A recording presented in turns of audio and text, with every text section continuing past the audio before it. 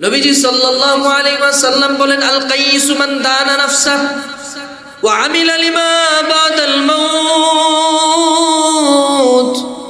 সবচাইতে জ্ঞানী মানুষ হলো সেই ব্যক্তি যে তার নিজের সম্পর্কে জানে, তার নিজের আমল সম্পর্কে জানে, তার শক্তিমত্তা সম্পর্কে জানে, তার দুর্বলতা সম্পর্কে জানে, তার গোপন জ্ঞান, তার গোপন ইলম কিংবা তার গোপন গুনাহ সম্পর্কে জানে।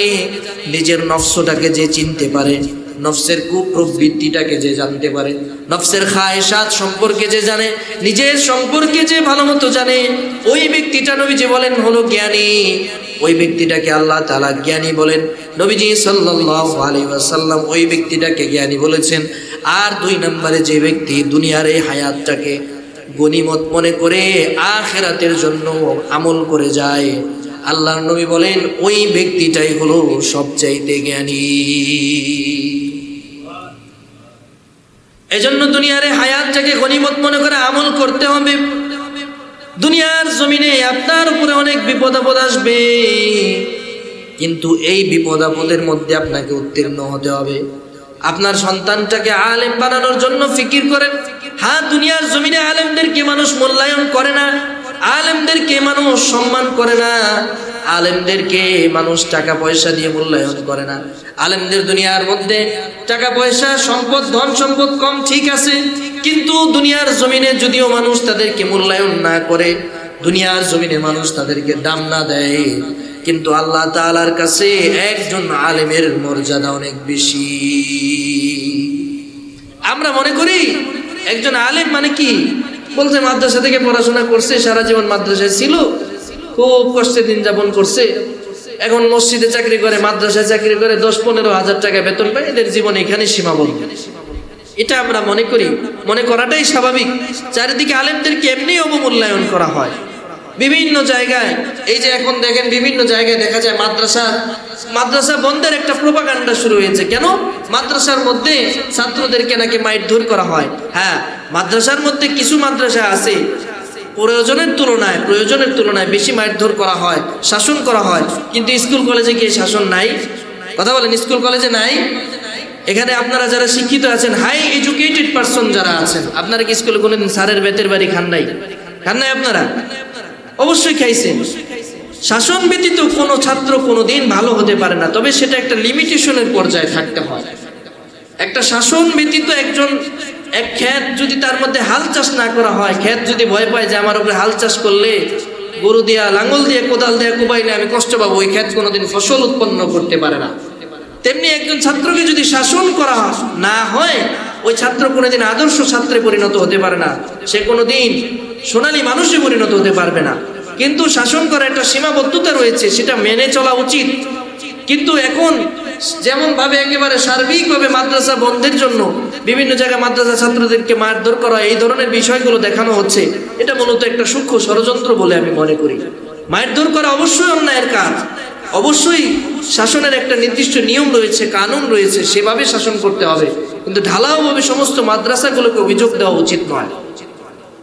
কেননা এটার পিছনে যে কারণ আমি মনে করি সবচেয়ে মূল কারণ, সেটা হচ্ছে আমরা মনে করি যে মাদ্রাসা মসজিদে হুজুররা চাকরি করলে, মাদ্রাসায় চাকরি করলে 10,000 টাকার উপরে তাদেরকে বেতন দিলে এটা বেশি হয়ে যায়। একজন হুজুর যদি মাসে 40-50 হাজার টাকা ইনকাম করে, আচ্ছা আপনি বলেন তো, ঢাকা শহরের মতো এই জায়গায় 50,000 টাকা ইনকাম করে বাড়ি ভাড়া দিয়ে থাকতে খুব আরামায় এসে থাকতে পারেন তো? কথা বলেন, পারেন? 50,000 টাকা দিয়ে 20,000 টাকা বাসা ভাড়া দিয়ে 4 জন সন্তান নিয়ে আপনি থাকতে পারবেন তো? তাহলে আপনি যেখানে 50,000 টাকা দিয়ে দিন যাপন করতে পারছেন না, অর্থনৈতিকভাবে আপনার হিমশিম খেয়ে চলতে হচ্ছে, তাহলে আপনি কিভাবে ভাবলেন একজন মাদ্রাসার হাফেজ, একজন আলেম, একজন হুজুর 10,000 টাকায় ওনার জীবন যাপন করতে পারবে? এই সমস্যার কারণে মাদ্রাসা মসজিদগুলোতে আলেমদেরকে যথাযথ সম্মান করা হয় না। তারা সেই জায়গায় খুব সামান্য বেতনে যখন চাকরি করে, তাদের স্ত্রী, তাদের মা বাবা এরা অসুস্থ হলে এরা অর্থের যোগানই দিতে পারে না, ওষুধ কেনার মতো টাকা পয়সা থাকে না, হতাশায় বিষণ্ণতায় তারা একেবারে একাকার হয়ে যায়, ডিপ্রেশনে ভুগতে থাকে। এর মধ্যে ছাত্ররা যখন এত দুষ্টামি করে, চিল্লা ফাল্লা করে, আপনার নিজের সন্তানটারে আপনি বাসায় সামলাইতে পারেন না, 100টা ছাত্র যখন একজন হুজুরের সামনে থাকে, সে কিভাবে তার মেজাজকে কন্ট্রোল করবে বলেন? আবার আরেকটা কারণ হচ্ছে এটার পেছনে, যেহেতু এটা একটা সামাজিক সোশ্যাল সমস্যা, আর সামাজিক সমস্যাগুলোর সমাধান মসজিদের মেম্বার থেকেই আলেমরা দিয়ে থাকেন। এই জন্য কনটেক্সট এসেছে বলে আপনাদেরকে আলোচনাটা যদিও অপ্রাসঙ্গিক, তারপরও বলছি। এর পেছনে আরেকটা কারণ হচ্ছে পরিপূর্ণ পর্যাপ্ত প্রশিক্ষণের অভাব। একজন আলেম যখন একটা মাদ্রাসার প্রতিষ্ঠানে বসবে, তাকে যদি ওই পরিমাণ হাদিয়া দিয়ে, ওই পরিমাণ স্যালারি দিয়ে, তার যোগ্যতা অনুযায়ী প্রশিক্ষণ দিয়ে তাকে যদি সেখানে বসান, তার দ্বারা কোনোদিন অকারেন্স হবে না, কোনো ধরনের অন্যায় হবে না, কোনো জুলুম হবে না। আপনি বসাইছেন এমন একজন লোক যে সারা জীবন গ্রামের অজপাড়া এক জায়গার মধ্যে কোনো এক হেফজখানায় পড়াশোনা করেছে, সেখানেও সে ওইভাবে ওই পরিবেশে মারামারি মায়ের খাইয়া তারপরে বড় হয়েছে। আসার সাথে সাথে সে এখন অসহায়, তার টাকা পয়সা নাই, আত্মীয় স্বজনের মতো দেখভাল করবো ওই ধরনের অর্থের যোগান সে দিতে পারছে না। তারা 8-9 হাজার টাকায় বেতন এখানে ঢুকাইছেন, সে শিখেই আসছে ওটা, সে আপনার সন্তানের সাথে কিভাবে সুবিচার করবে? এখানে আমাদেরও দায়বদ্ধতা রয়েছে। আমরা আলেমদেরকে অবমূল্যায়ন করি, যার কারণে আলেমরা আমাদেরকে পরিপূর্ণভাবে তাদের সেরাটা দিয়ে যেতে পারে না। এজন্য আলেমদেরকে আমি আপনি সম্মান করব, পারবো তো ইনশাআল্লাহ? আলেমদেরকে সম্মান করব, তাদের কদর করব, তাদেরকে দুনিয়ার বোঝা মনে করব না। তারা তো আপনার আখিরাতের দায়িত্ব নিয়েছে, তাদেরকে আপনি কিভাবে দুনিয়ার বোঝা মনে করেন?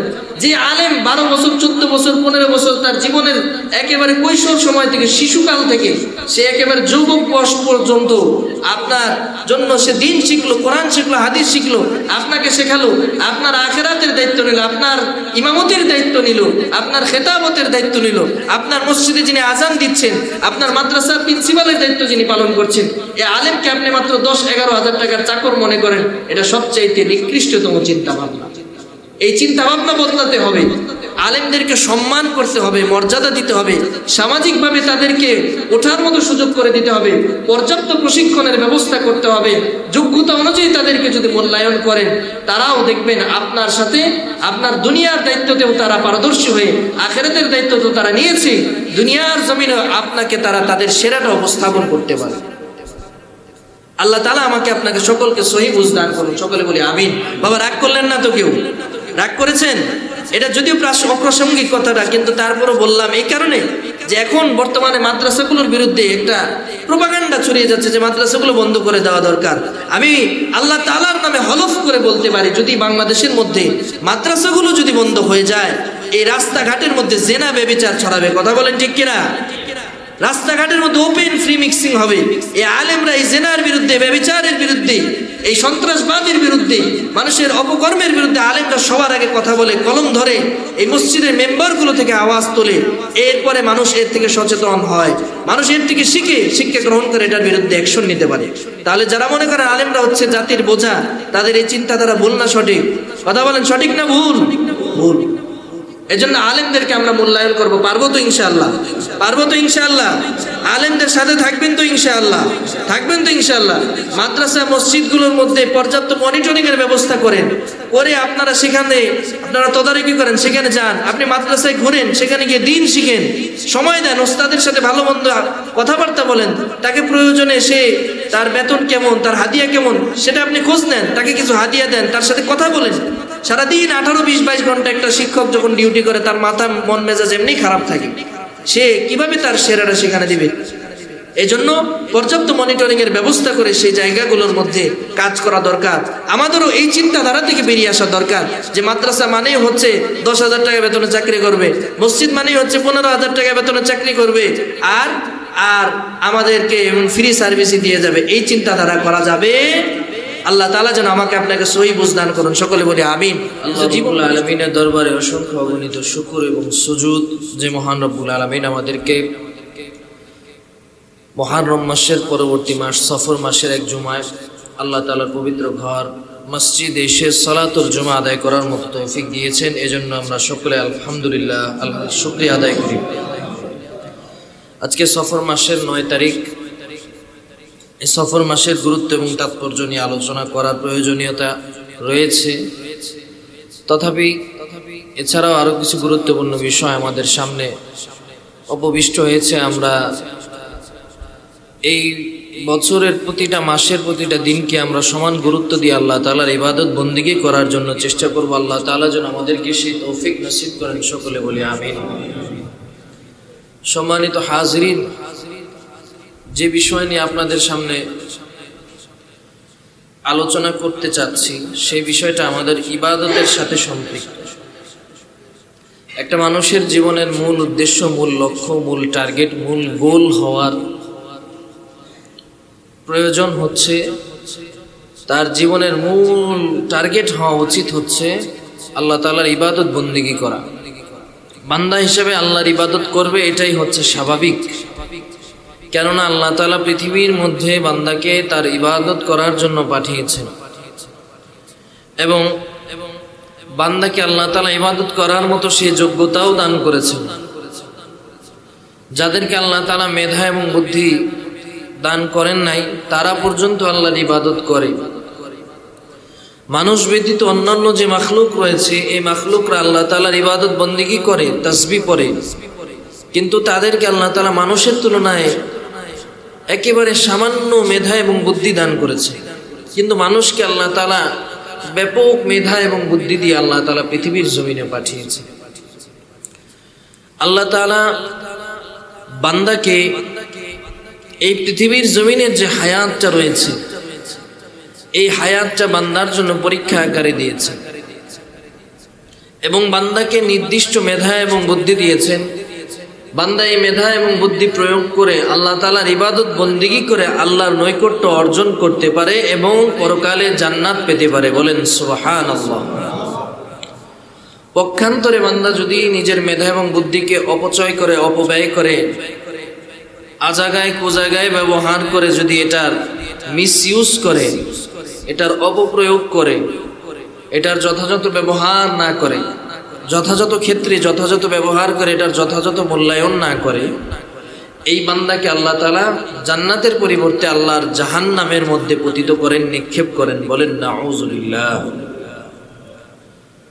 এবং বান্দাকে আল্লাহ তাআলা ইলম দিয়েছেন, মেধা দিয়েছেন, বুদ্ধি দিয়েছেন, এই মেধাকে ইউজ করে সে জান্নাতি হতে পারে। এরকম একটা বড় সুযোগ, বড় অপরচুনিটি, একটা সুন্দর বড় নেয়ামত আল্লাহ তাআলা দিয়েছেন। এটা হচ্ছে মানুষের আকল।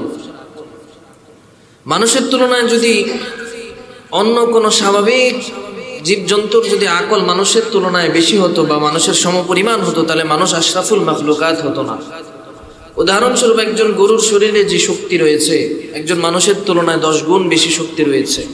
কিন্তু একজন গরুকে মানুষরা ধরে সেটাকে বেঁধে জবাই করে সেটার গোশত খেতে পারে, কারণ গরুর মধ্যে মানুষের তুলনায় মেধা একেবারে সামান্য। তো এই মেধা আল্লাহ তাআলার দান, আল্লাহ তাআলার নিয়ামত, এটাকে খাটিয়ে আল্লাহ তাআলার ইবাদত বন্দেগী করে বান্দা আল্লাহ তাআলার নৈকট্য অর্জন করতে পারে।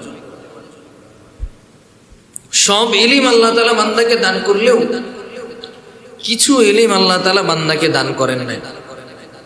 কিছু বিষয়ের ইলম শুধুমাত্র আল্লাহ তাআলার কাছেই রয়েছে, কিছু বিষয়ের জ্ঞান শুধুমাত্র আল্লাহ তাআলাই জানেন। কিছু বিষয় সংক্রান্ত জ্ঞান আল্লাহ তাআলা নিজের মধ্যেই সীমাবদ্ধ রেখেছেন। কোরআনে পাকের মধ্যে আল্লাহ তাআলা এই সংক্রান্ত আলোচনা করেছেন, মানুষদেরকে শিখিয়েছেন যে মানুষ যদি সামান্য জ্ঞানী হয়ে অহংকারী হয়ে যায়, সে যদি আল্লাহ তাআলাকে ভুলে বসে, তাহলে তার জন্য এটা হচ্ছে সতর্কবার্তা যে সে সব জানলেও আল্লাহ তাআলার তুলনায় সে কিছুই জানে না। হযরত মূসা আলাইহিস সালাতু ওয়াস সালাম এবং খিজির আলাইহিস সালাতু ওয়াস সালাম, ওনাদের ইতিহাস অনেক শিক্ষণীয় একটা ইতিহাস, একটা শিক্ষণীয় সফর। সফরের গুরুত্ব আল্লাহ তাআলা এই মূসা এবং খিজির আলাইহিস সালাতু ওয়াস সালামের, যার নাম কিতাবের মধ্যে খজির এসেছে, ওনাদের এই সফরকে কেন্দ্র করে আল্লাহ তাআলা দুনিয়ার মানুষদেরকে অনেক কিছু শিখিয়েছেন। সে সংক্রান্ত আলোচনা ইনশাআল্লাহ সুযোগ যদি হয় আরেকদিন করা হবে। তবে মূসা আলাইহিস সালাতু ওয়াস সালাম এবং খিজির আলাইহিস সালাতু ওয়াস সালাম যখন নৌকায় করে একটা উপত্যকায় যাচ্ছিলেন, একটা অঞ্চল পাড়ি দিচ্ছিলেন, নৌকার মধ্যে মূসা আলাইহিস সালাতু ওয়াস সালামকে হযরত খিজির একটা শিক্ষা দিয়েছেন। সেটা কি? নৌকায় যখন দুইজন বসে রয়েছেন, একটা ছোট্ট সামান্য একটা চড়ুই পাখি এসে নৌকার একেবারে কিনারায় বসেছে। বসে সেখান থেকে, সমুদ্র থেকে, এই নদী থেকে 1 ফোঁটা পানি নিয়ে পান করে আবার আরেক ফোঁটা পানি নিয়ে পান করেছে। 2 ফোঁটা পানি পান করার মধ্যবর্তী সময়ে ওই চড়ুই পাখি ঠোঁট দিয়ে সামান্য 1 কাতরা পানি নিচে পড়েছে।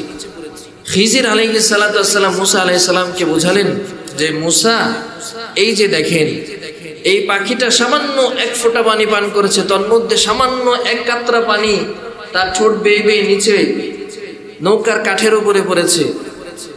ঠিক আল্লাহ তাআলার ইলমটা হচ্ছে এই মহা সমুদ্রের মতো বিশাল, আর তার তুলনায় মানুষের ইলম হচ্ছে এই যে পাখির ঠোঁট বেয়ে পড়া ছোট্ট এক কাতরা পানি, এই পানির সমপরিমাণ।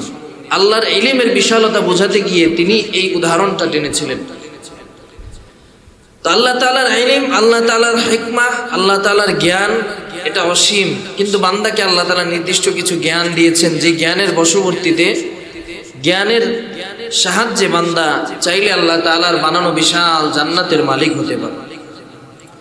বান্দার প্রতি আল্লাহ তাআলা এই দুনিয়াতে পরীক্ষা দিয়ে আল্লাহ তাআলা পাঠিয়েছেন, এবং কিছু ইলম আল্লাহ তাআলা নিজে তার জন্য রেখেছেন।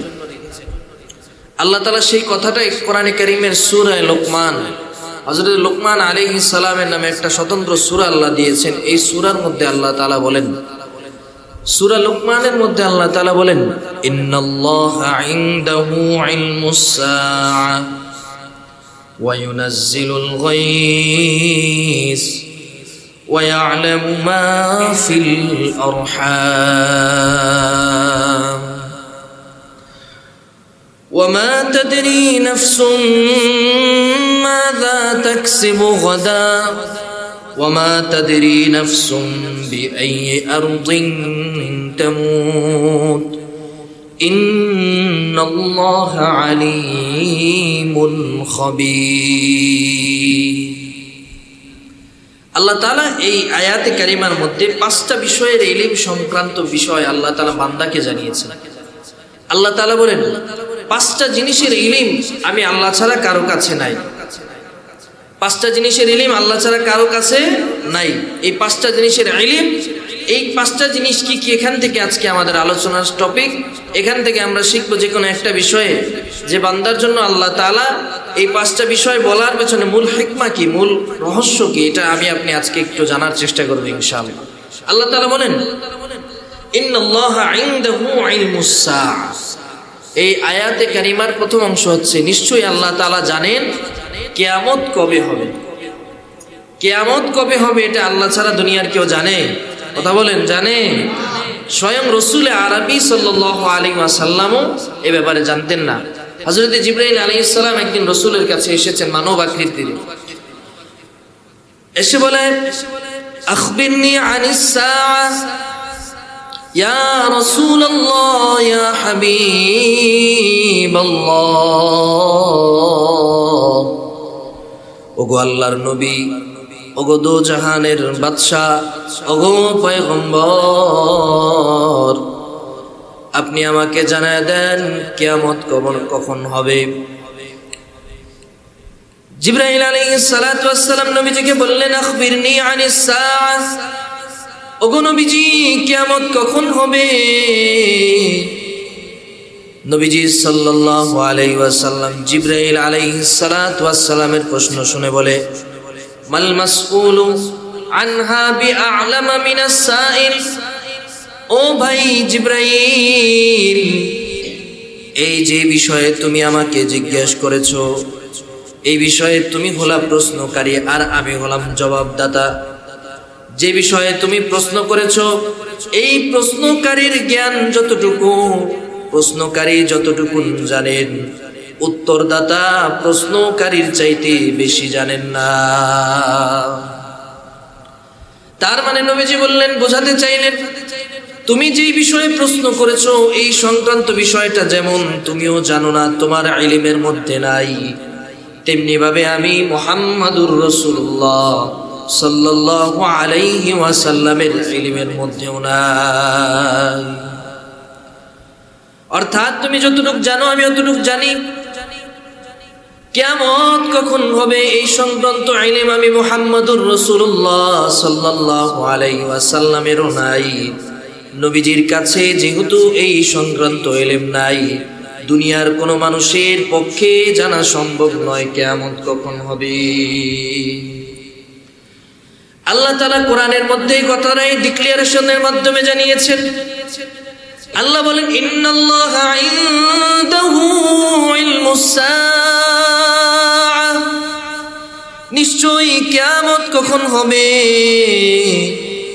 এই সংক্রান্ত ইলম আল্লাহ ছাড়া কেউ জানেন না। এই জ্ঞান একমাত্র শুধুমাত্র একজন জানেন, তিনি কে? আল্লাহ তাআলা জানেন কিয়ামত কখন হবে। এক নাম্বার বিষয়, আল্লাহ তাআলা আলামত জানিয়েছেন নবীজিকে, যে এই আলামত দেখলে বুঝবেন কিয়ামত অতি সন্নিকটে। এটা নিয়ে আরেকদিন আলোচনা করব যে কিয়ামতের আলামত গুলো কি কি, বড় আলামত কি, ছোট আলামত কি।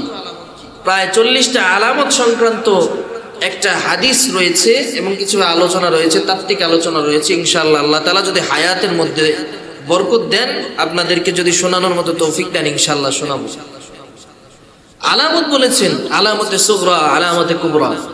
কিয়ামত সংক্রান্ত আলোচনার আলামতগুলো নবীজি আলামতের মাধ্যমে, বড় ছোট আলামতের মাধ্যমে জানিয়েছেন, কিন্তু এক্সাক্ট কিয়ামতটা কবে হবে সেটা আল্লাহ ছাড়া কেউ জানেন না। 2 নম্বর ইলম হলো ওয়ায়ুনাজ্জিলুল গায়স। এই যে আসমানের মধ্যে কখন বৃষ্টি হবে, কোথায় বৃষ্টি হবে, কয়দিন পরে কোন জায়গায় বন্যা হবে, কয় জায়গায় অনাবৃষ্টি হবে, কয় জায়গায় রুক্ষ সূক্ষ্ম মানুষ মরুভূমির মতো অবস্থা হয়ে মাটি ফেটে চৌচির হয়ে যাবে, আর কয় জায়গায় বৃষ্টিপাতের কারণে পানি উঠে মানুষের বসবাস অনুপযোগী হয়ে যাবে। মোট কথা হলো কয় জায়গায় কোন সময় কোন জায়গার মধ্যে বৃষ্টি হবে, এটা আল্লাহ ছাড়া দুনিয়ার কোনো মানুষ জানে না। এই সংক্রান্ত ইলম একজনের আছে, সবাই বলেন তিনি কে? মানুষ আবহাওয়া অধিদপ্তর থেকে জানে যে সম্ভাব্য এই জায়গায় বৃষ্টি হতে পারে। অনেক সময় তাদের প্রেডিকশন, তাদের গবেষণা, তাদের চিন্তাধারা, তাদের পড়াশোনা, তাদের রিসার্চ কিছু সময় সফল হয়, কিছু সময় হয় না। মাঝে মধ্যেই খবরের মধ্যে দেখা যায় যে টর্নেডো আসতেছে, ঘূর্ণিঝড় আসতেছে, ফনি, সাইক্লোন, নার্গিস, বিভিন্ন নাম। এবার যেই বন্যাটা হলো, এটার আগে একটা আশঙ্কা করা হয়েছিল, মাভি না কি নাম জানি একটা নাম ছিল, এই নামের একটা টর্নেডো বা সাইক্লোন আসতে পারে বাংলাদেশের দিকে। আল্লাহ তাআলার ফজল এবং করমে আল্লাহ তাআলা সেখান থেকে আমাদেরকে নিষ্পত্তি দান করেছিলেন।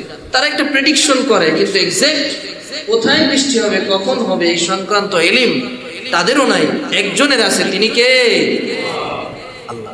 এই দুইটা ইলম আল্লাহ তাআলা ছাড়া কারো কাছে নাই। কিয়ামত কখন হবে এবং বৃষ্টি কোথায় হবে, কখন হবে, বৃষ্টি সম্পর্কিত জ্ঞান, কোন জায়গায় আল্লাহ বৃষ্টি দিবেন, কোন জায়গায় দিবেন, এটা আল্লাহ ছাড়া কেউ জানেন না। 3 নম্বর আল্লাহ তাআলার যে ইলম আছে, বান্দার যে ইলম নাই। আল্লাহ তাআলা বলেন ওয়া ইয়ালামু মা ফিল আরহাম, মাতৃগর্ভের মধ্যে কি আছে এটা আল্লাহ তাআলা ছাড়া কেউ জানেন না। প্রশ্ন হতে পারে, এখন তো বর্তমানে বিভিন্ন প্রযুক্তির মাধ্যমে মানুষের পেটের মধ্যে, গর্ভের মধ্যে কি আছে জানা যায়। এটা কি ছেলে না মেয়ে, এটা আল্ট্রাসাউন্ড টেকনোলজির মাধ্যমে জানা যায়, আল্ট্রাসোনোগ্রাফির মাধ্যমে জানা যায়। বিভিন্ন প্রযুক্তিগত উন্নয়নের ফলে মানুষ স্ক্যান করে পেটের উপরের খবর, উপরের অবস্থা থেকে ভেতরের খবর জেনে যায়। কিন্তু আয়াতে কারিমার ব্যাখ্যা এটা নয়। মানুষকে আল্লাহ তাআলা কি সন্তান দিবেন কি দিবেন না, মানুষের পেটের মধ্য থেকে, মার গর্ভ থেকে কোন সন্তান জন্ম নেবে, এই সন্তান বড় হয়ে কেমন হবে, এই সন্তানের হায়াত কতদিন হবে, এই সন্তান বড় হয়ে আল্লাহওয়ালা বুজুর্গ দিনদার হবে না ডাকাত গুন্ডা বদমাইশ হবে, এই সন্তানটা জাতির উন্নয়নের জন্য ভূমিকা রাখবে না জাতির জন্য হুমকির কারণ হবে, এটা কেউ জানে না। দুনিয়ার কোনো মানুষের কাছে এই সংক্রান্ত ইলম নাই। এই সংক্রান্ত ইলম, এই সংক্রান্ত জ্ঞান দুনিয়ার কোনো মানুষের নাই। একজন এই সব কিছু সম্পর্কে জানেন, তিনি কি? আল্লাহ তাআলা জানেন মার গর্ভের মধ্যে কি আছে। আল্লাহ জানেন মাতৃগর্ভের মধ্যে ছেলে হবে না মেয়ে হবে, সন্তান সন্ততি কেমন হবে, এটা আল্লাহ তাআলা ছাড়া কেউ জানেন না। মানুষের গর্ভ সম্পৃক্ত বিষয় আল্লাহ তাআলা ছাড়া কেউ জানেন না। আল্লাহ রাব্বুল আলামিন এই জন্য কোরআনে হাকিমের মধ্যে জানায় দিয়েছেন ওয়া ইয়ালামু মা ফিল আরহাম, মানুষের গর্ভের মধ্যে কি আছে এটা আল্লাহ তাআলা জানেন। দুনিয়ার কোনো মানুষকে আল্লাহ জানান নাই, দুনিয়ার কোনো মানুষকে এই জ্ঞান আল্লাহ তাআলা দান করেন নাই। দুনিয়ার কোনো মানুষ জানে না, তার মেধা খাটিয়ে বুদ্ধি খাটিয়ে বলতে পারবে না একজন মানুষের জন্মের পূর্ব থেকে একেবারে তার আলমে বরজখের জিন্দেগি পর্যন্ত যে সফর রয়েছে, এই গোটা দুনিয়ার হায়াতের ব্যাপারে দুনিয়ার কোনো মানুষ জানে না। এই সংক্রান্ত জ্ঞান একমাত্র আমার আল্লাহ জানেন। একটা মানুষের গর্ভ থেকে কি ছেলে হবে না মেয়ে হবে, এই ছেলেটা বড় হয়ে আলেম হবে, মুহাদ্দিস হবে, ফকিহ হবে, মুফতি হবে, জাতির জন্য উম্মাহর জন্য যে সে ভূমিকা রাখবে কি রাখবে না, এই সংক্রান্ত জ্ঞান আল্লাহ তাআলা জানেন। এই সন্তানটার ভবিষ্যৎ কি হবে এই সংক্রান্ত ইলম আল্লাহ তাআলার আছে। কিন্তু বান্দার জন্য করণীয় হচ্ছে নেক্সট সন্তানের জন্য, ভালো সন্তানের জন্য, আল্লাহওয়ালা বুজুর্গ সন্তানের জন্য, দিনদার সন্তানের জন্য, উম্মাহের জন্য দরদ যার অন্তরের মধ্যে আছে, ফিকির যে লালন করে, এমন সন্তানের জন্য মানুষের উচিত আল্লাহর কাছে দোয়া করা। আপনার যেই সন্তান, যারা বিবাহ করেছেন, যারা করেন নাই, যাদের সন্তান নেওয়ার পরিকল্পনা আছে, যারা সন্তান হয়েছে আরো সন্তান ভবিষ্যতে কামনা করেন, কিংবা যাদের সন্তান ছোট্ট, সবার জন্য এক মেসেজ, একটা বার্তা, সন্তানের কল্যাণের জন্য আল্লাহর কাছে দোয়া করা, সন্তানকে সৎ পথে পরিচালিত করার জন্য আল্লাহর সাহায্য কামনা করা, নিজে থেকে চেষ্টা করা এবং আল্লাহ তাআলার কাছে তৌফিক চাওয়া।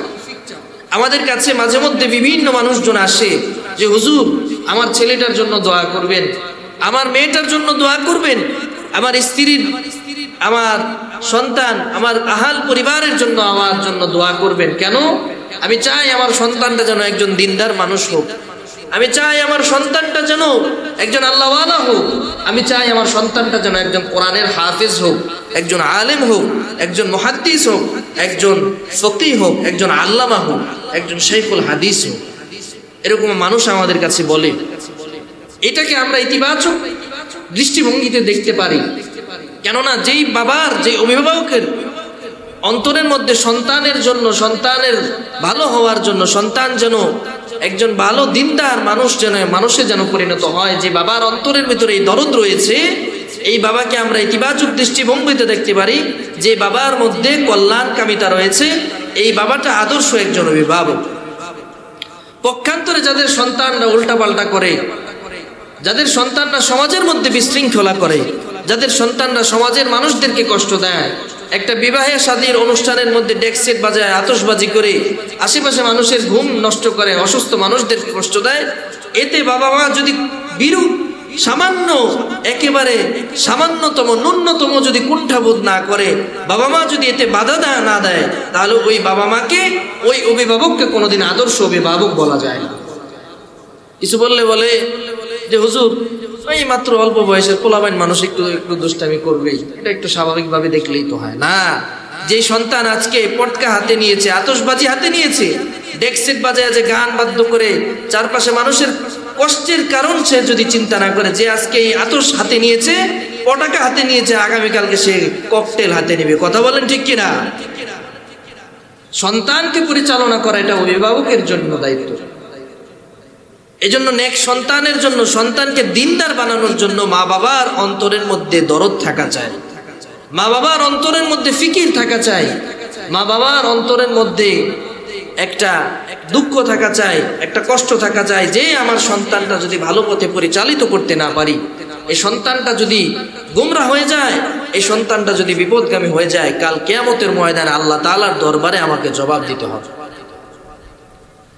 তো এই সংক্রান্ত ইলম আল্লাহ তাআলা ছাড়া কারো নাই। খুব সংক্ষেপে আলোচনাগুলো আমি শেষ করে দেব।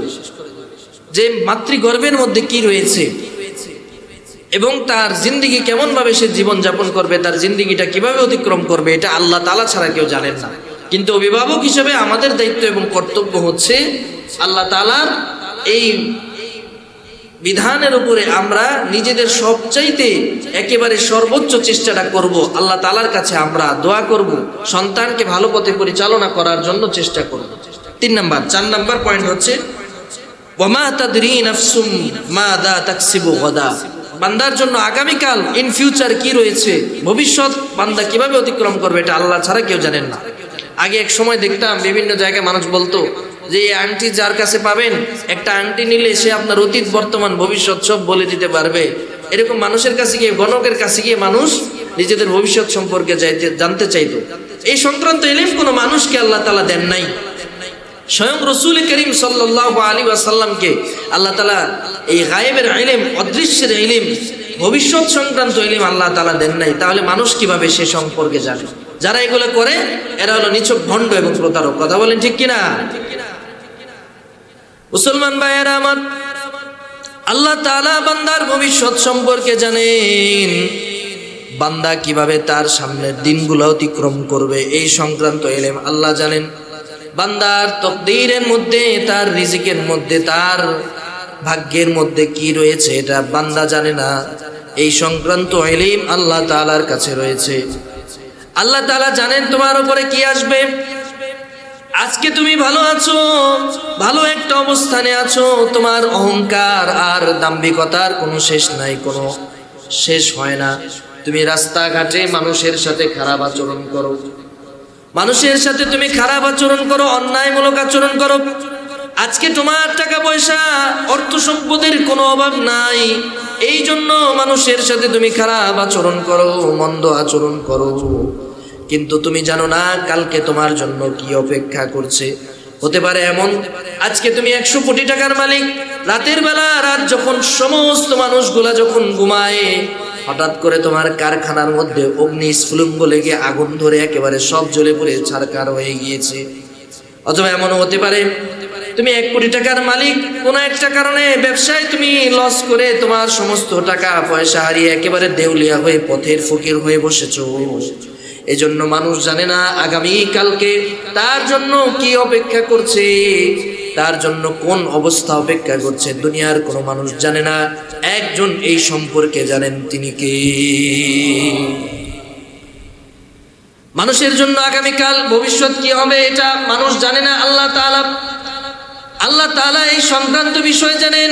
এই জন্য আল্লাহ তাআলা বান্দাকে বলেছেন, আল্লাহ তাআলা কোরআনে কারীমের সূরা হাশরের মধ্যে আল্লাহ তাআলা বলেছেন, ইয়া আইয়ুহাল্লাযীনা আমানুত্তাকুল্লাহ ওয়াল তানজুর নাফসুম মা কদ্দামাত লিগাদিন ওয়াত্তাকুল্লাহ। আল্লাহ তাআলা পবিত্র কোরআনে কারীমের মধ্যে জানায় দেন, ও বান্দারা, আগামী কালকে তোমাদের জন্য কি অপেক্ষা করছে তোমরা জানো না। তোমরা নিজেদের ভবিষ্যৎ সম্পর্কে, আখিরাত সম্পর্কে, কবরের জিন্দেগি সম্পর্কে, আলমে বরজখ সম্পর্কে তোমরা ফিকির করো, চিন্তা করো এবং নিজেদের আমলকে পরিশুদ্ধ করে তোমরা কবরের জিন্দেগিতে রওনা হও। আর আল্লাহ তাআলাকে ভয় করো। ইন্নাল্লাহা খাবীরুম বিমা তা'মালুন। তোমরা যা কিছু করো এই সম্পর্কে দুনিয়ার কোনো মানুষ না জানো, আমি আল্লাহ তাআলা এই সব সম্পর্কে জানি। আল্লাহ তাআলার কাছে এই সংক্রান্ত ইলম রয়েছে মানুষের ভবিষ্যৎ সম্পর্কে। সর্বশেষ আল্লাহ তাআলা বান্দার মৃত্যু কোথায় হবে, বিআই আরদিন তামুত, বান্দা কোন জায়গায় ইন্তেকাল করবে, কখন বান্দার মৃত্যু হবে, বান্দার মৃত্যুর সময় বান্দা জানে না। বান্দার মৃত্যু সংক্রান্ত ইলম বান্দা জানে না। বান্দার মৃত্যু সংক্রান্ত জ্ঞান বান্দার নাই। বান্দা কখন দুনিয়ায় এসেছে, দুনিয়ায় আসার পরে দুনিয়ার ওই জন্মের বিষয়টা সম্পর্কে সে জানে, কিন্তু কোন জায়গায় তার মৃত্যু হবে এটা সে জানে না। এই তার মৃত্যুর খবর, তার জিন্দেগির এই অবস্থা, তার ভবিষ্যৎ সম্পর্কে মোদ্দা কথা হলো বান্দার জীবন থেকে শুরু করে একেবারে কবর পর্যন্ত ইলম দুনিয়ার কোনো মানুষের নাই। একজনের আছে, সবাই আওয়াজ দিয়া বলেন, তিনি কে?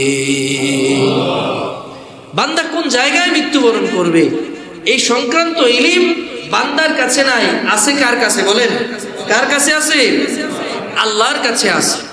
আল্লাহ জানেন এই বান্দাটা কিভাবে মৃত্যুবরণ করবে, তার মৃত্যুর অবস্থা কেমন হবে। সে কি নামাজ পড়তে পড়তে মারা যাবে, নাকি বাথরুমের মধ্যে আসার খায় হাড্ডি ভাঙা ওইখানে পুরা মারা যাবে, এটা বান্দা জানে না। জানেন কে? আল্লাহ জানেন। এখন প্রশ্ন হতে পারে যে হুজুর, আমরা তো জানি না যে আমরা কিভাবে মৃত্যুবরণ করব, কখন মৃত্যুবরণ করব।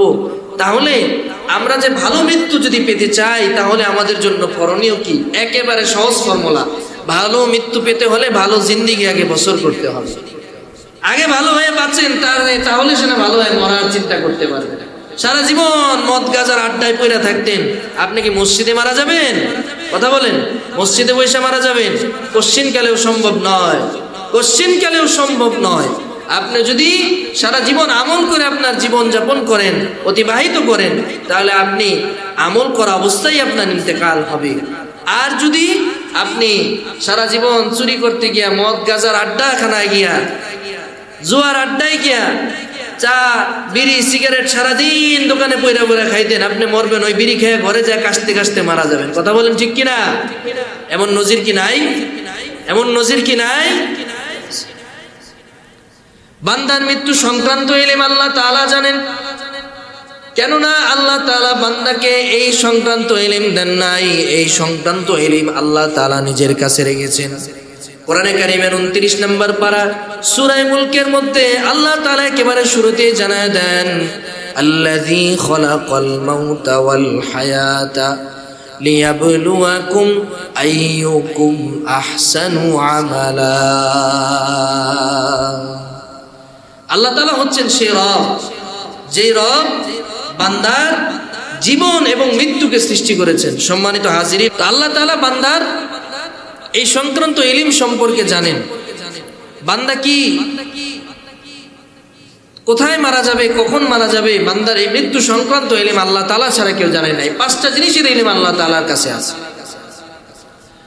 কোরআনে কারীমের মধ্যে আল্লাহ তাআলা জানায় দেন, তাবারাকাল্লাযী বিয়াদিহিল মুলকু ওয়া হুয়া আলা কুল্লি শাইইন কাদির।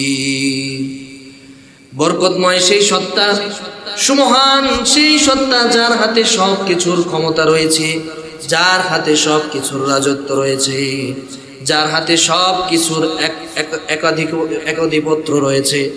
সব কিছুর মালিক যে আল্লাহ, রাজাদিরাজ, সব কিছুর ক্ষমতা যে আল্লাহর হাতে রয়েছে, ওই আল্লাহ সব কিছুর উপরে ক্ষমতাবান। আল্লাহ তাআলার উপরে দুনিয়ার কোনো মানুষের ক্ষমতা চলে না। আল্লাযী খালাকাল মাউতা ওয়াল হায়াত, যিনি মানুষের মৃত্যু সৃষ্টি করেছেন এবং মানুষের জীবন সৃষ্টি করেছেন। কেন সৃষ্টি করেছেন? আল্লাহ তাআলা বলেন, লিয়াবলুয়াকুম আইয়ুকুম আহসানু আমালা। আল্লাহ তাআলা পরীক্ষা করে দেখতে চান কার আমলটা কেমন। আল্লাহ তাআলা বান্দার আমলকে পরীক্ষা করতে চান। বান্দার আমল কেমন হবে এটা আল্লাহ তাআলা পরীক্ষা করে বান্দাকে দেখতে চান। এই দুনিয়ার নির্দিষ্ট হায়াতটা দেওয়ার অর্থ হচ্ছে বান্দাকে আল্লাহ তাআলা পরীক্ষা করবেন, বান্দাকে আল্লাহ তাআলা যাচাই করবেন, বাছাই করবেন। বান্দার একটা পরীক্ষা নিয়ে আল্লাহ তাআলা কাল বিচারের কাঠগড়ায় বান্দাকে জান্নাত কিংবা জাহান্নাম দেবেন। যে পরীক্ষায় স্বাভাবিক ভালো লিখবে সে ভালো পাবে, যে ভালো লিখবে না সে ভালো পাবে না। এখন আমার আপনার কাছে চিন্তা ভাবনা করার বিষয় হলো যে আমি ভালোটা লেখার জন্য ভালো আমল করব, নাকি খারাপ পথে যেভাবে মন চাহি জিন্দেগি এটা যাপন করব। মন চাহি জিন্দেগি যদি যাপন করেন, দুনিয়ার জমিনে হায়াতের মধ্যে শান্তি করে যেতে পারবেন, ঠিক হয়তো বা পারবেন, কিন্তু আখিরাতে আপনার জন্য জিরো ভ্যালু, কোনো মান সম্মান, কোনো মর্যাদা, কোনো কিছু নাই। আর যদি দুনিয়ার জমিনটা কষ্ট করে পরিশ্রম করে যদি আল্লাহ তাআলার গোলামীর জিনজিরে আবদ্ধ হয়ে আল্লাহর একচ্ছত্র গোলামে পরিণত হয়ে যদি আপনি কাটাতে পারেন, তাহলে দুনিয়ার জিন্দেগিটা আপনি হয়তোবা কষ্টের মধ্যে কাটাবেন, হয়তোবা একটা লিমিটেশনের মধ্যে কাটাবেন, অর্থনৈতিক সংকটের মধ্যে কাটাবেন, আমল করতে করতে খুব বেশি টাকা পয়সা উপার্জন করতে পারবেন না, হয়তোবা কষ্টে কিছুটা রিজিকের অভাবে আপনি দুনিয়ার এই হায়াতটা পার করবেন। কিন্তু মৃত্যুর পরে আপনার জন্য যিনি জান্নাতের ব্যবস্থা করবেন তিনি কে? এজন্য আমাদের আলেম ওলামাগণ, আমাদের আকাবির আসলাফ বুজুর্গানে দ্বীনগণ আমাদেরকে গোলামীর শিক্ষা দিয়ে গিয়েছেন। আমাদেরকে আকাবির আসলাফ বুজুর্গানে দ্বীনগণ গোলাম হওয়ার শিক্ষা দিয়েছেন। আল্লাহ তাআলার গোলামীর জিনজিরে নিজেদেরকে আবদ্ধ করার শিক্ষা দিয়েছেন। কেননা আল্লাহ তাআলা গোলামদের পছন্দ করেন। ও বান্দা, তুই আজাদ হইস না, তুই আজাদির জন্য তামান্না করিস না, তুই নিজেকে গোলাম বানায় নে। তুই আল্লাহ তাআলার গোলামীর জন্য নিজের জীবনটাকে সুপর্দ করে দে। তুই আল্লাহ তাআলার একচ্ছত্র গোলাম হওয়ার জন্য পরীক্ষা মধ্যে তুই আল্লাহ তাআলার এই দুনিয়ার হায়াতটাকে গোলামির মধ্যে কাটায় দে। আল্লাহ তাআলার জন্য যদি তুই গোলামির জীবন যদি নিজেকে অভ্যস্ত করতে পারিস, কাল কিয়ামতের ময়দানে আল্লাহ তাআলা তোর ডান হাতে আমল নামা দিয়া দিবে। এজন্য মানুষকে আল্লাহ তাআলা ঈমানের শিক্ষা দিয়েছেন, তাকওয়ার শিক্ষা দিয়েছেন। নবীজি সাল্লাল্লাহু আলাইহি ওয়াসাল্লাম সংযত জীবন যাপনে অভ্যস্ত হওয়ার জন্য বলেছেন, বান্দা যদি নিজেকে সংযত রাখতে পারে, নিজেকে যদি গুনাহ থেকে দূরে রাখতে পারে, নিজেকে যদি অন্যায় থেকে দূরে রাখতে পারে, জুলুম থেকে দূরে রাখতে পারে, কাউকে কষ্ট দেওয়া থেকে দূরে রাখতে পারে, দুনিয়ার এই হায়াতটা যদি কষ্ট করে পরিশ্রম করে আমল করে ইখলাসের সাথে যদি কাটাতে পারে, কাল যখন সে কবরের জিন্দেগিতে যাবে তার জন্য আল্লাহ তাআলা ওই কবরের সংকীর্ণ জীবনটাকে, ওই কবরের অন্ধকারাচ্ছন্ন জীবনটাকে, ওই আলমে বরজাখের কষ্টটাকে আল্লাহ তাআলা সহজ করে ওই বান্দার জন্য জান্নাতের বিছানা বিছায়া দিবেন। নবীজি সাল্লাল্লাহু আলাইহি ওয়াসাল্লাম বলেন, আল কাইসু মান দানা নাফসাহু ওয়া আমিলা লিমা বাদাল মাউত। সবচাইতে জ্ঞানী মানুষ হলো সেই ব্যক্তি যে তার নিজের সম্পর্কে জানে, তার নিজের আমল সম্পর্কে জানে, তার শক্তিমত্তা সম্পর্কে জানে, তার দুর্বলতা সম্পর্কে জানে, তার গোপন জ্ঞান, তার গোপন ইলম কিংবা তার গোপন গুনাহ সম্পর্কে জানে। নিজের নফসটাকে যে চিনতে পারে, নফসের কুপ্রবৃত্তিটাকে যে জানতে পারে, নফসের খায়েশাত সম্পর্কে যে জানে, নিজের সম্পর্কে যে ভালো মতো জানে, ওই ব্যক্তিটা নবীজি বলেন হলো জ্ঞানী। ওই ব্যক্তিটাকে আল্লাহ তাআলা জ্ঞানী বলেন। নবীজি সাল্লাল্লাহু আলাইহি ওয়াসাল্লাম ওই ব্যক্তিটাকে জ্ঞানী বলেছেন। আর 2 নম্বরে যে ব্যক্তি দুনিয়ার এই হায়াতটাকে গনিমত মনে করে আখিরাতের জন্য আমল করে যায়, আল্লাহর নবী বলেন ওই ব্যক্তিটাই হলো সবচাইতে জ্ঞানী। এজন্য দুনিয়ার এই হায়াতটাকে গনিমত মনে করে আমল করতে হবে। দুনিয়ার জমিনে আপনার উপরে অনেক বিপদ আপদ আসবে, কিন্তু এই বিপদ আপদের মধ্যে আপনাকে উত্তীর্ণ হতে হবে। আপনার সন্তানটাকে আলেম বানানোর জন্য ফিকির করেন। হ্যাঁ, দুনিয়ার জমিনে আলেমদেরকে মানুষ মূল্যায়ন করে না, আলেমদেরকে মানুষ সম্মান করে না, আলেমদেরকে মানুষ টাকা পয়সা দিয়ে মূল্যায়ন করে না। আলেমদের দুনিয়ার মধ্যে টাকা পয়সা সম্পদ ধন সম্পদ কম, ঠিক আছে, কিন্তু দুনিয়ার জমিনে যদিও মানুষ তাদেরকে মূল্যায়ন না করে, দুনিয়ার জমিনে মানুষ তাদেরকে দাম না দেয়, কিন্তু আল্লাহ তাআলার কাছে একজন আলেমের মর্যাদা অনেক বেশি। আমরা মনে করি একজন আলেম মানে কি, বলতে মাদ্রাসা থেকে পড়াশোনা করছে, সারা জীবন মাদ্রাসায় ছিল, খুব কষ্টে দিন যাপন করছে, এখন মসজিদে চাকরি করে, মাদ্রাসায় চাকরি করে, 10-15 হাজার টাকা বেতন পায়, এদের জীবন এখানে সীমাবদ্ধ। এটা আমরা মনে করি, মনে করাটাই স্বাভাবিক। চারিদিকে আলেমদেরকে এমনি অবমূল্যায়ন করা হয় বিভিন্ন জায়গায়। এই যে এখন দেখেন বিভিন্ন জায়গায় দেখা যায় মাদ্রাসা বন্ধের একটা প্রোপাগান্ডা শুরু হয়েছে। কেন? মাদ্রাসার মধ্যে ছাত্রদেরকে নাকি মারধর করা হয়। হ্যাঁ, মাদ্রাসার মধ্যে কিছু মাদ্রাসা আছে প্রয়োজনের তুলনায় বেশি মারধর করা হয়, শাসন করা হয়, কিন্তু স্কুল কলেজে কি শাসন নাই? কথা বলেন, স্কুল কলেজে নাই? এখানে আপনারা যারা শিক্ষিত আছেন, হাই এডুকেটেড পারসন যারা আছেন, আপনারা কি স্কুলে কোনোদিন স্যারের বেতের বাড়ি খান নাই? আপনারা অবশ্যই খাইছেন। শাসন ব্যতীত কোনো ছাত্র কোনোদিন ভালো হতে পারে না, তবে সেটা একটা লিমিটেশনের পর্যায়ে থাকতে হয়।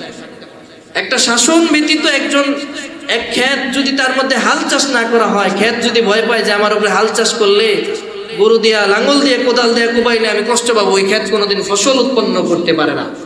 তেমনি একজন ছাত্রকে যদি শাসন করা না হয়, ওই ছাত্র কোনোদিন আদর্শ ছাত্রে পরিণত হতে পারে না, সে কোনোদিন সোনালী মানুষে পরিণত হতে পারবে না।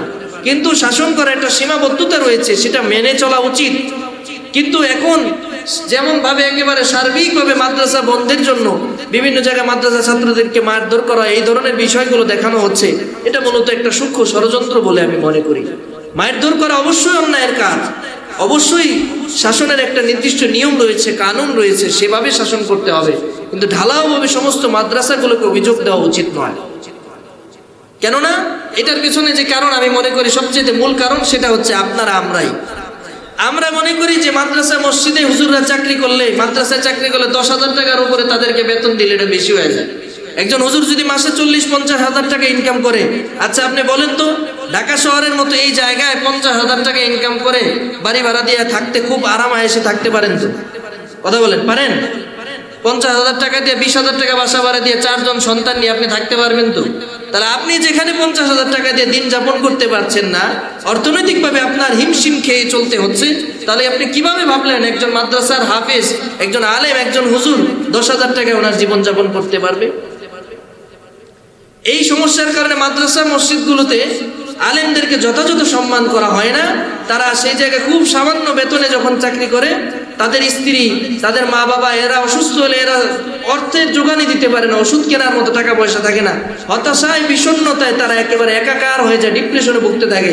এর মধ্যে ছাত্ররা যখন এত দুষ্টামি করে, চিল্লা ফাল্লা করে, আপনার নিজের সন্তানটারে আপনি বাসায় সামলাইতে পারেন না, 100টা ছাত্র যখন একজন হুজুরের সামনে থাকে, সে কিভাবে তার মেজাজকে কন্ট্রোল করবে বলেন?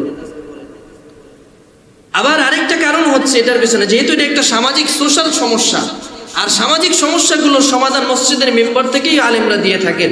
এই জন্য কনটেক্সট এসেছে বলে আপনাদেরকে আলোচনাটা যদিও অপ্রাসঙ্গিক, তারপরও বলছি। এর পেছনে আরেকটা কারণ হচ্ছে পরিপূর্ণ পর্যাপ্ত প্রশিক্ষণের অভাব। একজন আলেম যখন একটা মাদ্রাসার প্রতিষ্ঠানে বসবে, তাকে যদি ওই পরিমাণ হাদিয়া দিয়ে, ওই পরিমাণ স্যালারি দিয়ে, তার যোগ্যতা অনুযায়ী প্রশিক্ষণ দিয়ে তাকে যদি সেখানে বসান, তার দ্বারা কোনোদিন অকারেন্স হবে না, কোনো ধরনের অন্যায় হবে না, কোনো জুলুম হবে না। আপনি বসাইছেন এমন একজন লোক যে সারা জীবন গ্রামের অজপাড়া এক জায়গার মধ্যে কোনো এক হেফজখানায় পড়াশোনা করেছে, সেখানেও সে ওইভাবে ওই পরিবেশে মারামারি মায়ের খাইয়া তারপরে বড় হয়েছে। আসার সাথে সাথে সে এখন অসহায়, তার টাকা পয়সা নাই, আত্মীয় স্বজনের মতো দেখভাল করবো ওই ধরনের অর্থের যোগান সে দিতে পারছে না। তারা 8-9 হাজার টাকায় বেতন এখানে ঢুকাইছেন, সে শিখেই আসছে ওটা, সে আপনার সন্তানের সাথে কিভাবে সুবিচার করে? এখানে আমাদেরও দায়বদ্ধতা রয়েছে। আমরা আলেমদেরকে অবমূল্যায়ন করি, যার কারণে আলেমরা আমাদেরকে পরিপূর্ণভাবে তাদের সেরাটা দিয়ে যেতে পারে না। এজন্য আলেমদেরকে আমি আপনি সম্মান করব, পারবো তো ইনশাআল্লাহ? আলেমদেরকে সম্মান করব, তাদের কদর করব, তাদেরকে দুনিয়ার বোঝা মনে করব না। তারা তো আপনার আখিরাতের দায়িত্ব নিয়েছে, তাদেরকে আপনি কিভাবে দুনিয়ার বোঝা মনে করেন?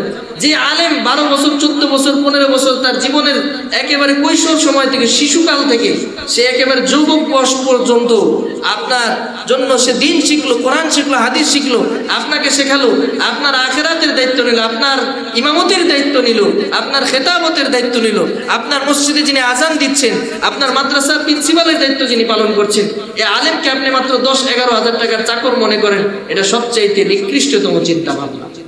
এই চিন্তা ভাবনা বদলাতে হবে। আলেমদেরকে সম্মান করতে হবে, মর্যাদা দিতে হবে, সামাজিকভাবে তাদেরকে ওঠার মতো সুযোগ করে দিতে হবে, পর্যাপ্ত প্রশিক্ষণের ব্যবস্থা করতে হবে। যোগ্যতা অনুযায়ী তাদেরকে যদি মূল্যায়ন করেন, তারাও দেখবেন আপনার সাথে আপনার দুনিয়ার দায়িত্বতেও তারা পারদর্শী হয়ে, আখিরাতের দায়িত্ব তো তারা নিয়েছে, দুনিয়ার জমিনে আপনাকে তারা তাদের সেরাটা উপস্থাপন করতে পারে। আল্লাহ তাআলা আমাকে আপনাকে সকলকে সহি বুঝ দান করুন। সকলে বলি আমিন। বাবা রাগ করলেন না তো? কেউ রাগ করেছেন? এটা যদিও অপ্রাসঙ্গিক কথাটা, কিন্তু তারপরও বললাম এই কারণে যে এখন বর্তমানে মাদ্রাসাগুলোর বিরুদ্ধে একটা প্রোপাগান্ডা ছড়িয়ে যাচ্ছে যে মাদ্রাসাগুলো বন্ধ করে দেওয়া দরকার। আমি আল্লাহ তাআলার নামে হলফ করে বলতে পারি, যদি বাংলাদেশের মধ্যে মাদ্রাসাগুলো যদি বন্ধ হয়ে যায়, এই রাস্তাঘাটের মধ্যে জেনা ব্যভিচার ছড়াবে। কথা বলেন ঠিক কিনা? রাস্তাঘাটের মধ্যে ওপেন ফ্রি মিক্সিং হবে। এই আলেমরা এই জেনার বিরুদ্ধে, ব্যভিচারের বিরুদ্ধে, এই সন্ত্রাসবাদের বিরুদ্ধে, মানুষের অপকর্মের বিরুদ্ধে আলেমরা সবার আগে কথা বলে, কলম ধরে, এই মসজিদের মেম্বারগুলো থেকে আওয়াজ তোলে। এরপরে মানুষ এর থেকে সচেতন হয়, মানুষ এর থেকে শিখে, শিক্ষা গ্রহণ করে এটার বিরুদ্ধে অ্যাকশন নিতে পারে। তাহলে যারা মনে করেন আলেমরা হচ্ছে জাতির বোঝা, তাদের এই চিন্তাধারা ভুল না সঠিক? কথা বলেন, সঠিক না ভুল? ভুল। এজন্য আলেমদেরকে আমরা মূল্যায়ন করব। পারবো তো ইনশাআল্লাহ? পারবো তো ইনশাআল্লাহ? আলেমদের সাথে থাকবেন তো ইনশাআল্লাহ? থাকবেন তো ইনশাআল্লাহ? মাদ্রাসা মসজিদগুলোর মধ্যে পর্যাপ্ত মনিটরিং এর ব্যবস্থা করেন, করে আপনারা সেখানে আপনারা তদারকি করেন, সেখানে যান, আপনি মাদ্রাসায় ঘুরেন, সেখানে গিয়ে দিন শিখেন, সময় দেন, ওস্তাদের সাথে ভালো মন্দ কথাবার্তা বলেন, তাকে প্রয়োজনে সে তার বেতন কেমন, তার হাদিয়া কেমন, সেটা আপনি খোঁজ নেন, তাকে কিছু হাদিয়া দেন, তার সাথে কথা বলেন। সারাদিন 18, 20, 22 ঘন্টা একটা শিক্ষক যখন ডিউটি করে, তার মাথা মন মেজাজ এমনি খারাপ থাকে, সে কিভাবে তার সেরাটা সেখানে দিবে? এজন্য পর্যাপ্ত মনিটরিং এর ব্যবস্থা করে সেই জায়গাগুলোর মধ্যে কাজ করা দরকার। আমাদেরও এই চিন্তাধারা থেকে বেরিয়ে আসা দরকার যে মাদ্রাসা মানেই হচ্ছে 10,000 টাকা বেতনে চাকরি করবে, মসজিদ মানেই হচ্ছে 15,000 টাকা বেতনে চাকরি করবে, আর আর আমাদেরকে ফ্রি সার্ভিসই দিয়ে যাবে। এই চিন্তাধারা করা যাবে। আল্লাহ তাআলা যেন আমাকে আপনাকে সহি বুঝ দান করুন, সকলে বলি আমিন। কিছু জীবন ঘনিষ্ঠ কথাবার্তা বললাম আপনাদের খেদমতে। আল্লাহ তাআলা যেন আমাকে আপনাকে আমল করার মতো তৌফিক দান করেন। সম্মানিত হাজ